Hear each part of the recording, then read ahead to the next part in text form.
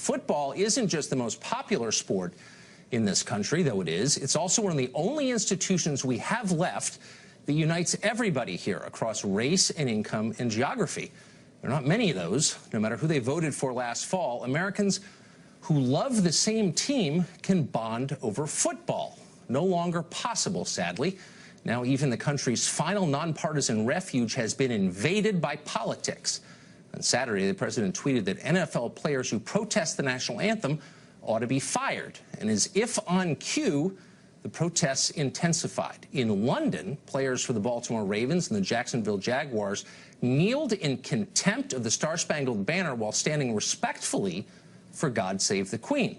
In Chicago, the entire Pittsburgh Steelers team stayed off the field for the anthem, save for a single player, an Army veteran who defied his own coach by walking out. His jersey, by the way, is the single most popular football-related piece of paraphernalia on the internet right now. In Washington, D.C. last night, virtually every player on the Raiders sat in protest as a military honor guard carried an American flag onto the field.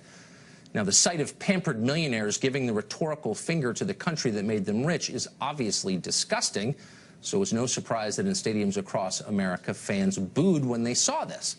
The left responded today pretty lamely, saying players have a First Amendment right to criticize their country. Of course, nobody really contests that, though free speech lectures are a little hard to take from the very people who routinely shut down the political speech of their opponents. In any case, it's not the point. Just because something is legal doesn't mean you ought to do it. The Constitution also protects your right to, I don't know, scream obscenities at nuns, but it doesn't prevent the rest of us from judging you for doing it. So what are these protests really about? Well, some players claim their core complaint is police brutality, in which case, fine, protest that. Learn the facts, make your case, propose solutions, run for office, try to make the country better. But no, that's too hard. It's easier to follow the demagogues and attack America itself. You'll win plaudits for bravery on Instagram. So why is this a big deal? Why is it, in the end, dangerous for this country? Well, for the same reason we sing the national anthem in the first place so often and stand for the flag, used to say the Pledge of Allegiance, all those other slightly silly civic rituals that liberals have long despised and sneered at. Why are they important? Because in the end, love of country is all we have. We aren't like other nations with a homogenous population and a shared history and religion. Increasingly, we don't even have a common language. So shared belief in America, the country, is the only glue that binds us together. Why are Vermont and Mississippi in the same country? Because people in both places love America. What happens when they no longer do? Many have accused the president of using the flag controversy as a diversion for more pressing topics like the threat of North Korea or the failure of his health care initiative. And as a political matter, that may be true. But it does not change the inherent significance of what you just watched last night at the game. Because when our elites attack our national symbols as if they're worthless and loathsome, something important, something monumental has changed here. If the people who've benefited most from America despise it, and increasingly they do, where does that leave the rest of us? Burgess Owens is a former NFL player. The Reverend Michael Faulkner is a candidate for New York Comptroller. Both of them once played for the New York Jets, so they're well situated to comment on this. Both join us tonight. Thank you both. Reverend, I want to go to you first. And ask if you understand why this is all a little hard to take. Nobody contests the First Amendment right of these players to do what they've done. But to watch the richest, most celebrated, most pampered people in America attack, not police brutality, but the country itself, can you see why people find that so very disgusting? Yeah, you know, they don't know how to express their anger. And when, you know, and I push back a little bit, Tucker, on the richest, most pampered, because they've had to go through a journey to get where they are. So they've gone through some things to get where they are. They're not pampered. They weren't born of means. Many of them were born into low-income families, etc. So they've gotten where they've gotten because of their talent, their God-given ability. However, but hold on, let me stop you there. But isn't that the whole point? And you're right, of course. What you just said is totally true. But isn't that the whole point? In America, people from a low station can wind up being some of the richest and most pampered people in the country, as they are. Absolutely. And listen, as an American, I have a responsibility to challenge power, to challenge authority. However, we're talking now about the setting of it. The setting for an NFL football game and the stars of the game kneeling down before the game is not the proper setting for them to express their political angst and their opposition to what is going on outside of in the inner cities. And right. it just takes away the political legs, and it's offensive.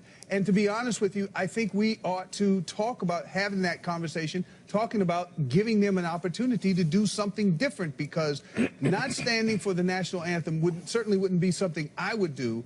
Right. But I mean, these guys have plenty of, look, I mean, they can say every word is recorded by dutiful scribes in the sports press, so it's not like they have no outlet. So Burgess Owens, I'm wondering why the United States government should be subsidizing this. If these guys hate the government, a lot of the stadiums they play in, I would say the majority, are funded by taxpayers. The Pentagon spends hundreds of millions a year advertising at NFL games in the stadium and on broadcast.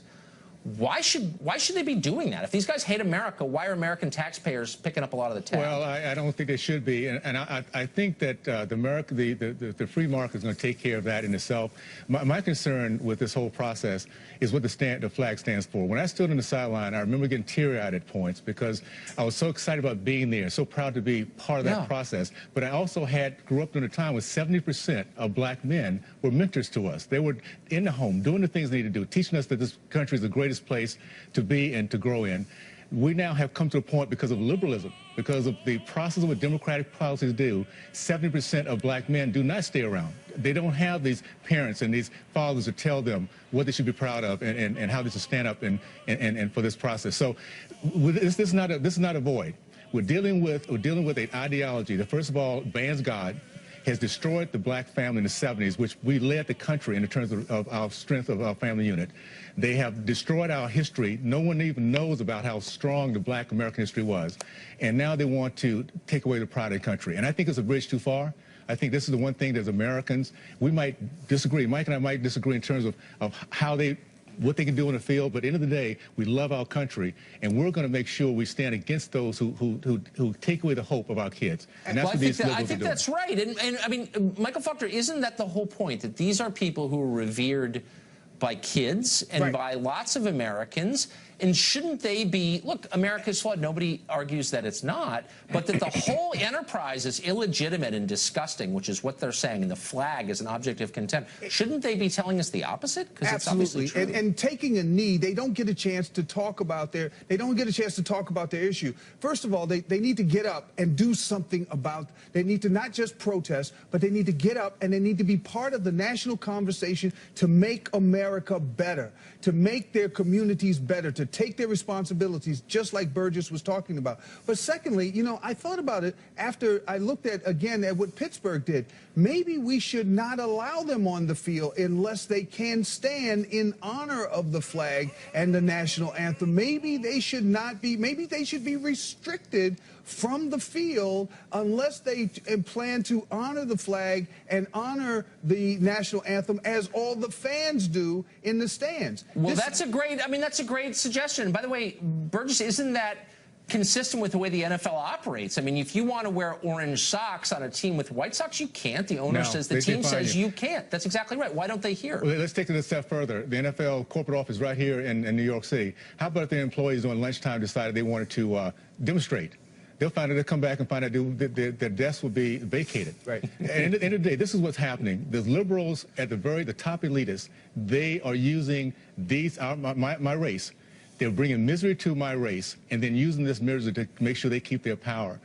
We need to make sure, number one, there's two things. We need to make sure that we're standing against corporate elitists, liberal elitists like the NFL. I will be boycotting every single team that does this.